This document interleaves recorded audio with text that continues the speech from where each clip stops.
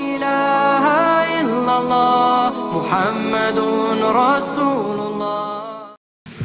بسم الله الرحمن الرحيم. السلام عليكم ورحمة الله وبركاته. الحمد لله وحده والصلاة والسلام على نبينا المصطفى وعلى أهل الصدق والوفاء. Bapak Ibu, istilah khalifah itu hari ini menjadi sesuatu yang agak dirisihkan oleh kebanyakan anak bangsa di Indonesia ini. Karena biasanya kalau bicara khalifah itu bicara pemerintah yang kejam, pemerintah yang sadis, atau yang ortodok, atau yang radikal begitu. Sehingga ketika ada yang mempromosikan kalimat khalifah, khilafah, itu akhirnya dituduh sebagai teroris. Padahal itu kan cuman alih bahasa ya. Jadi khalifah itu atau khilafah itu bahasa Arab. Kalau di bahasa Indonesia kan ya pemimpin atau sistem kepemimpinan. Ada apa dengan kata itu?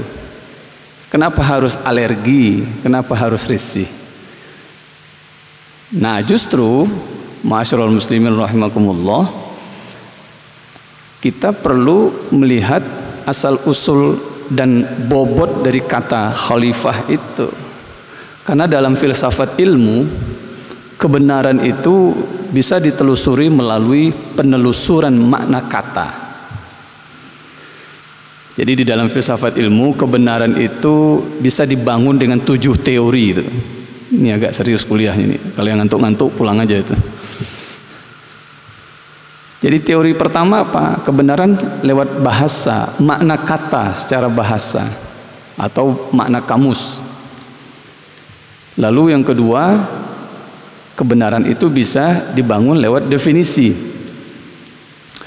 Lalu yang ketiga, kebenaran biasanya diukur dari nilai pragmatis yang bisa didapatkan. Ya, contohnya itu yang benar itu kan habis sahur langsung pulang, nggak usah pengajian subuhan di masjid. Karena pragmatis, mendapatkan gratis sahur tapi tidak dilanjutkan dengan sholat berjamaah, itu kebenaran juga. Pragmatis memang. Manusia itu pragmatis kok. Hari ini mendukung Mulyono, besok Mulyani, gitu biasa. Lalu yang keempat, ukuran kebenaran itu apa? Berdasarkan teori yang dianut atau yang dirujuk. Teori itu bisa saja bentuknya dalil, hadis. Lalu yang kelima, kebenaran bisa dibangun dengan sistem berpikir logika, bukan asal masuk akal loh. Karena kan orang ini sering mengakal-akali. Jadi berpikir yang masuk akal itu berbeda dengan berpikir yang logik. Karena logika itu artinya apa? Ilmu yang mengajarkan rambu-rambu berpikir sehingga sampai kepada kebenaran. Itu logika. Tapi kalau sekedar masuk akal, itu paling akalnya sendiri itu. Lalu yang keenam, itu yang disebut dengan kebenaran kebenaran koherensi atau kebenaran sesuai antara yang diucap dengan kenyataan, koresponden. Jadi kalau hari ini kita katakan bahwa yang hadir di dalam pengajian mimbar subuh itu ramai, itu pasti bohong tuh. Ya. Karena apa? Ucapan dengan kenyataan jaraknya bainas sama'i wal ardh. Dan yang terakhir, kebenaran itu bisa dibangun dengan cara irasional. Jadi bukan karena berpikir logik, bukan menyesuaikan antara ucapan dengan perkataan, bukan karena melihat sisi kegunaan, bukan karena ada dalil, bukan karena ada definisi, bukan karena ada makna kata, tetapi berdasarkan apa? Perasaan. Irasio itu artinya perasaan. Nah, ini biasanya ibu-ibu nih pakai perasaan, ukuran kebenarannya. Ya. Nah sama, yang mau sahur atau berbuka, bayangannya dari kos itu ini mesti hidangannya sederhana ini. Nah, dia yakin berangkat dia. ternyata sampai di sini murah meriah. Ya enggak apa-apa. Nah, masyaallah muslimin rahimakumullah, kita kembali kepada penggunaan salah satu di antara teori kebenaran yang kita kontekskan dengan khalifah. Apa tadi yang pertama, masih ingat? Pasti sudah lupa. Karena niatnya bukan pengajian. Jadi yang pertama kebenaran bahasa. Jadi kata khalifah itu berasal dari bahasa Arab, khalafa. Khalafa yukhlifu khalifah atau khilafatan. Secara bahasa artinya apa itu? Khalafa itu di belakang. Di belakang. Khalafa di belakang. Bisa juga diartikan mengganti. Nah, pilihan kata khalafa yang oleh bahasa Indonesia diartikan dengan pemimpin itu bukan asal comot kata, karena itu memiliki filosofi kata. Jadi kata itu dipilih memiliki pertimbangan-pertimbangan yang sangat mendalam. Diartikan belakang apa? Karena orang yang akan menjadi khalifah adalah dia datang setelah atau di belakang baginda Rasul. Datang sesudah para khalifah yang rasyid, datang setelah pemimpin-pemimpin sebelumnya. Artinya apa? Seorang pemimpin dia harus ada di belakang barisan Rasul, ada di belakang dawuh Allah Subhanahu wa taala. Itu khalifah. Artinya apa? Pemimpin harus ada satu barisan, dia tunduk dalam kepatuhan kepada Allah dan Rasul. Itu khalifah. Nah, coba kalau kita lihat pemimpin sekarang, dia ada dalam ketundukan apa? Sakarope dhewe. Halo? Khalifah itu memiliki kedalaman makna apa? Dia ada di belakang dawuh Rasul, di belakang dawuh Gusti Allah. Makanya disebut dengan khalifah, pengganti yang menggantikan Rasul yang mengikuti perintah Allah, yang menggantikan para khalifah, para pemimpin sahabat 4 itu yang mengikut kepada sunnah dan Al-Quranul Karim. Itu filosofi dari makna kata khalifah itu. Nah, kalau di kita kan pemimpin disebut apa? Presiden.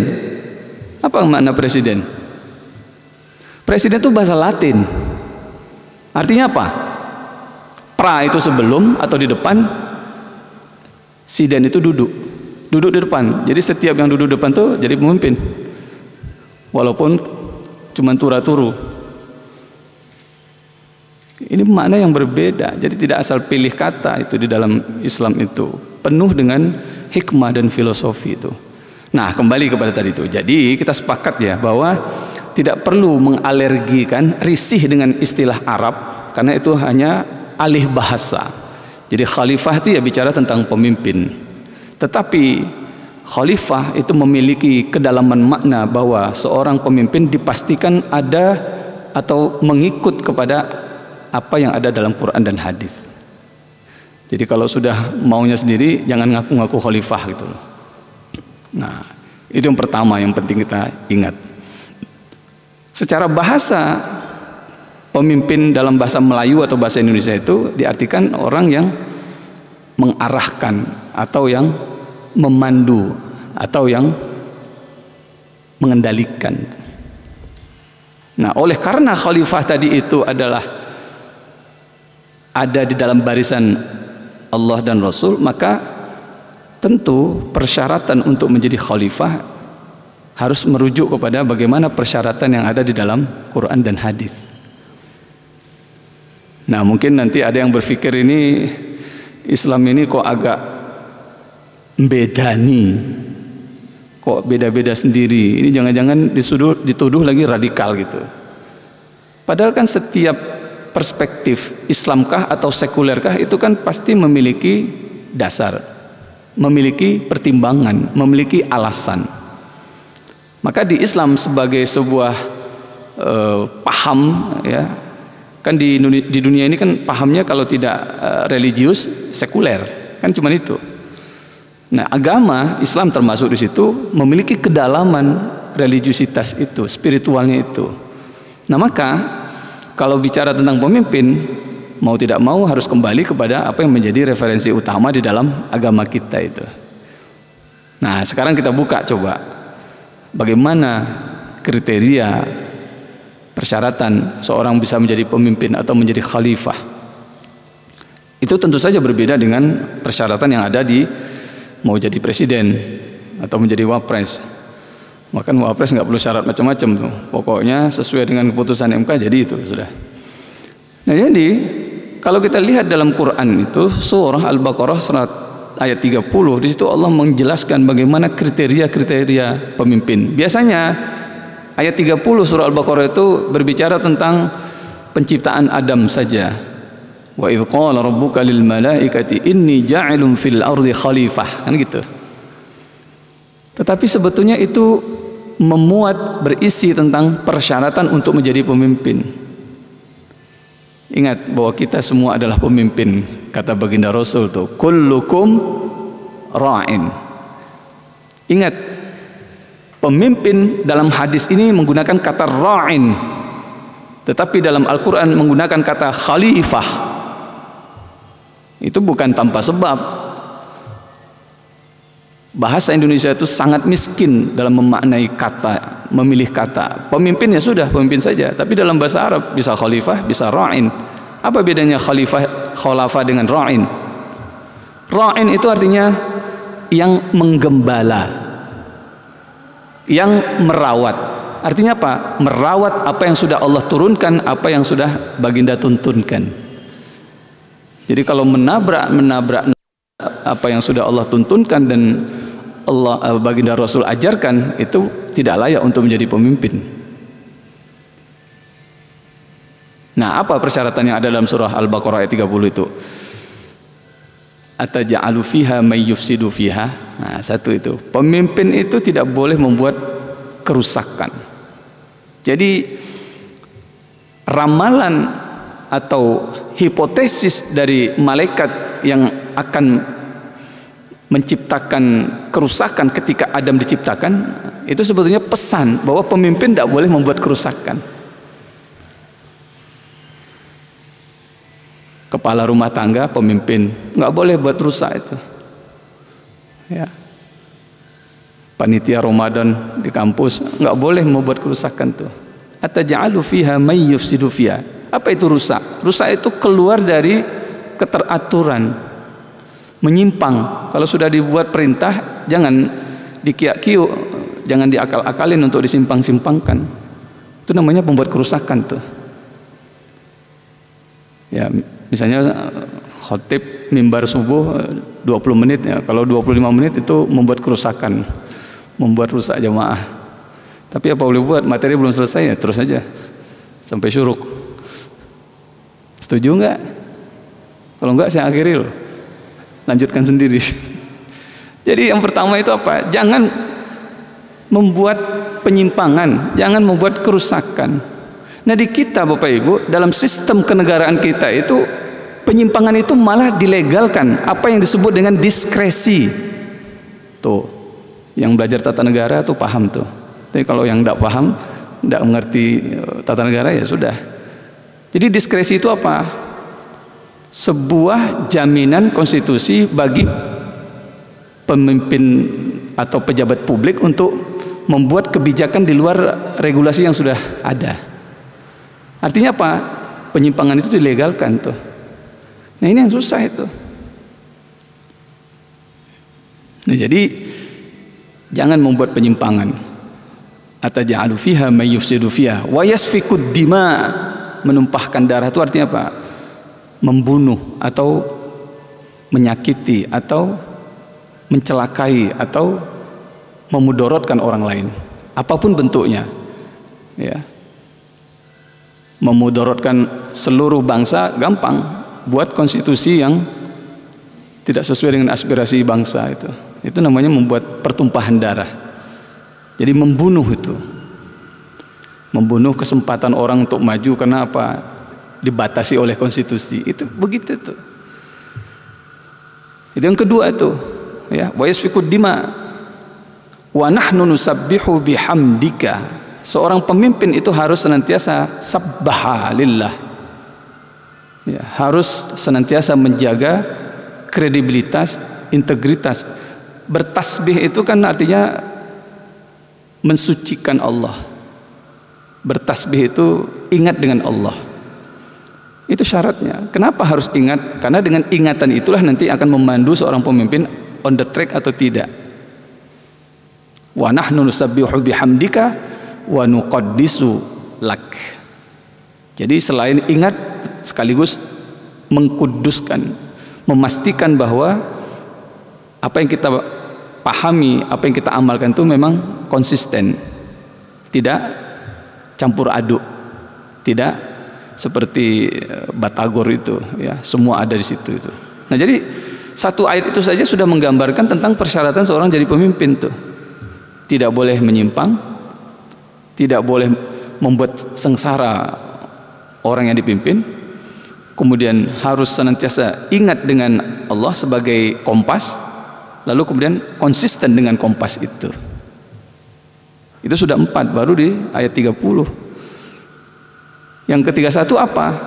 Wa 'allama Adam al-asma'a kullaha thumma 'aradahum 'alal malaikah.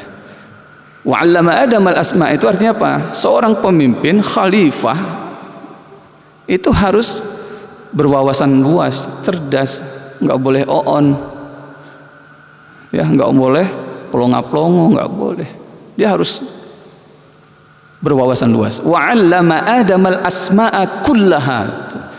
Jadi Allah beri Adam itu pengetahuan yang sangat luas. Nah ini bisa dibayangkan kalau SMA saja nggak tamat kan gitu, jadi pemimpin kan kacau. Itu yang kelima persyaratan. Yang keenam apa? Wa 'allama Adam al-asma'a kullaha tsumma 'aradahum 'alal malaikah. Harus siap untuk beradu argumentasi berdasarkan wawasan yang sudah dimiliki yang tadi itu. Bagaimana mungkin seorang pemimpin bisa berargumentasi sementara dia tidak punya cukup wawasan? Nggak bisa.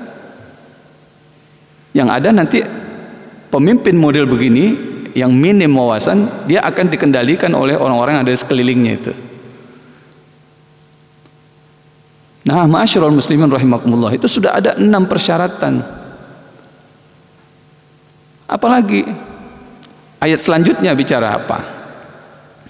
Ayat selanjutnya bicara wa idh qulna lil malaikati isjudu li adama fasajadu illa iblis.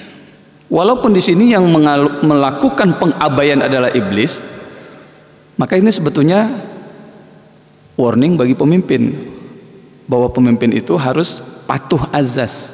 Ketika diperintah oleh konstitusi, oleh aturan yang sudah disepakati, ikutin tuh. Wa idh qulna lil malaikati isjudu li adam fasajadu. Tidak boleh aba, tidak boleh melawan, tidak boleh lalu melakukan diskresi, lalu membuat perpu. Perpu itu kan senjata andalan dari presiden untuk mematahkan undang-undang. Artinya apa? Tidak patuh azas.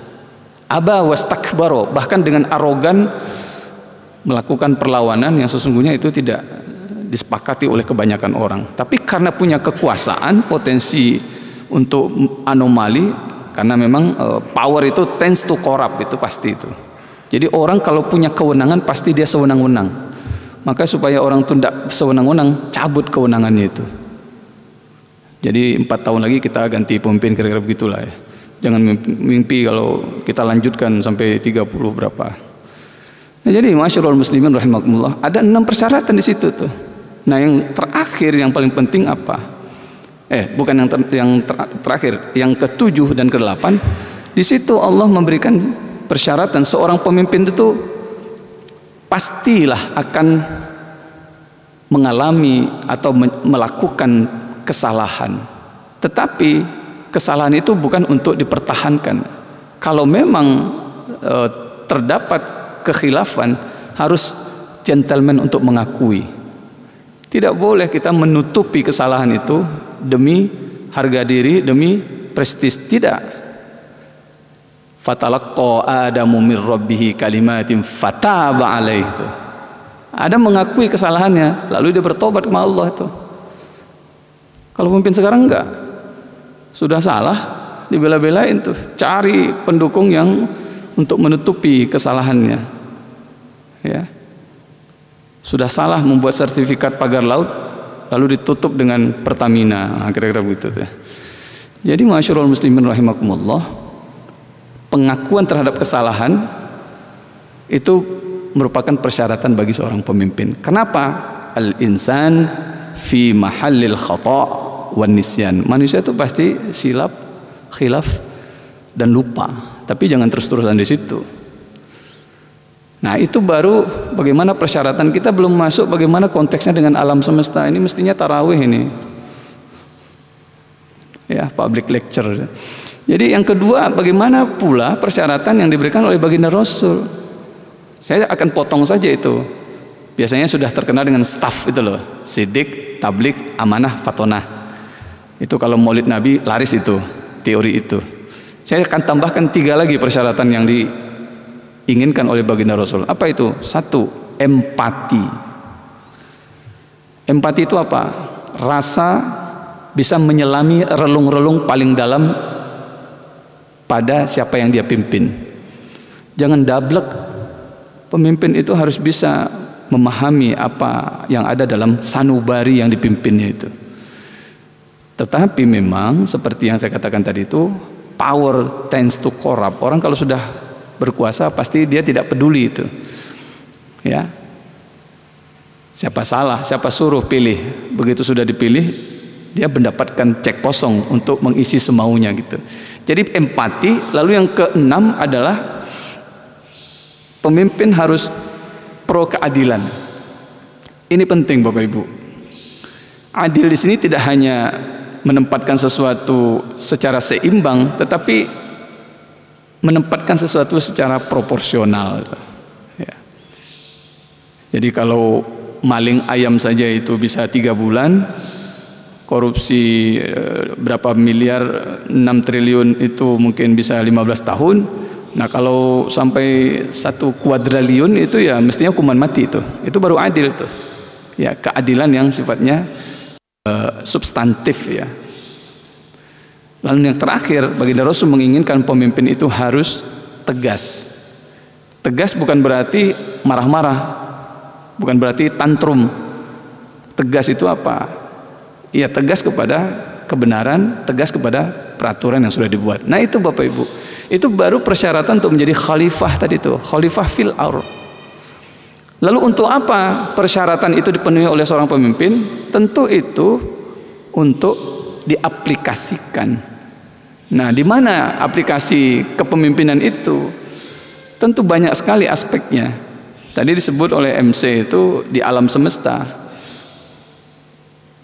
Lalu alam itu bayangan kita ya pohon, hutan, yang sekarang lagi ramai di Jawa Barat itu, banjir di mana-mana itu. Maka sebetulnya kalau kita bicara alam itu bisa mencakup ekologi, bisa mencakup flora fauna, bisa mencakup sosial, bisa mencakup teknologi, bisa mencakup spiritual. Jadi kepemimpinan tadi itu akan diarahkan kepada bagaimana kita mengatur apa saja yang ada di sekeliling kita. Baik flora fauna, saya kira ini kita tidak terlalu berkepentingan flora fauna, karena kita tidak ada yang jual hewan dalam pasar bebas, juga tidak ada pohon-pohon yang kita tebang. Ya. Lalu yang dekat-dekat dengan alam sekitar kita adalah environment, lingkungan.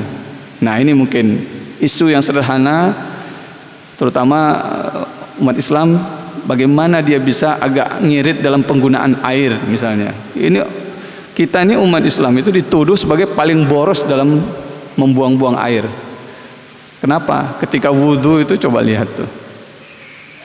Kenapa itu bisa terjadi? Karena wawasan tentang berwudhu tidak benar, sehingga terjadi pemubaziran di dalam penggunaan air.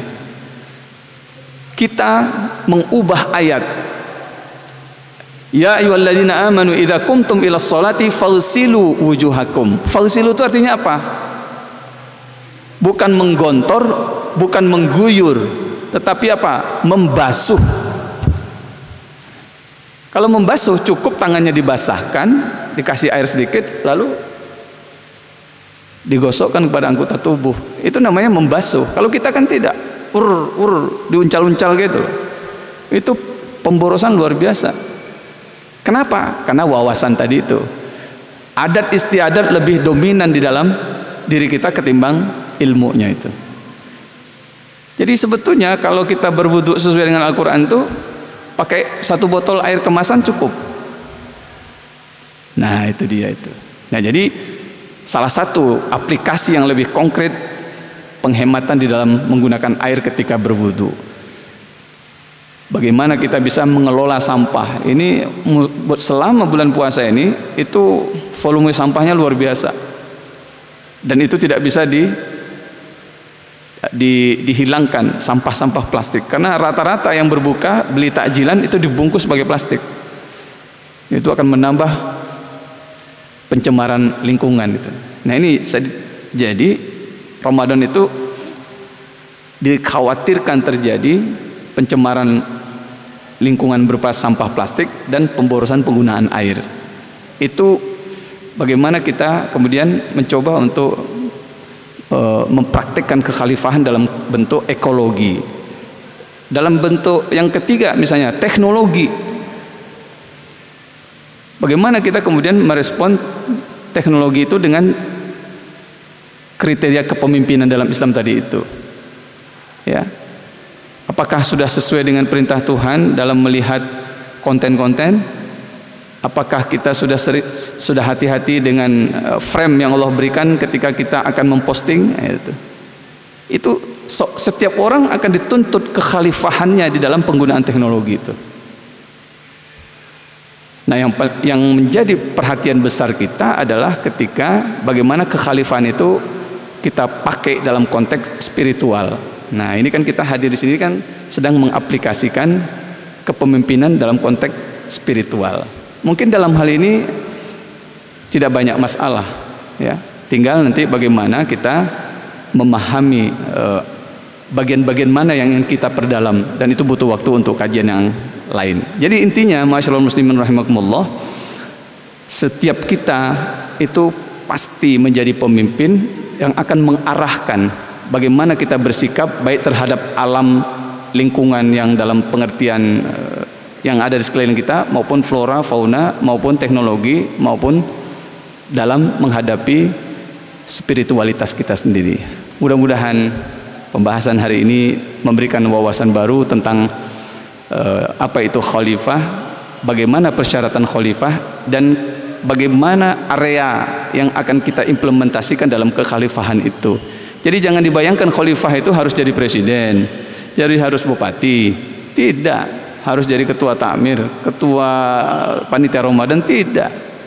Setiap kita pemimpin, ketika kita mampu mengarahkan, itu sebetulnya kita sudah memimpin. Karena arti pemimpin itu mengarahkan. Tetapi ingat, arahan itu harus ada dalam koridor Tuhan dan Rasul. Karena kita akan menggembala, memelihara perintah-perintah Tuhan. Mudah-mudahan ada manfaatnya. Hadanallahu ila thoriqil mustaqim. Assalamualaikum warahmatullahi wabarakatuh. La ilaha illallah Muhammadun Rasul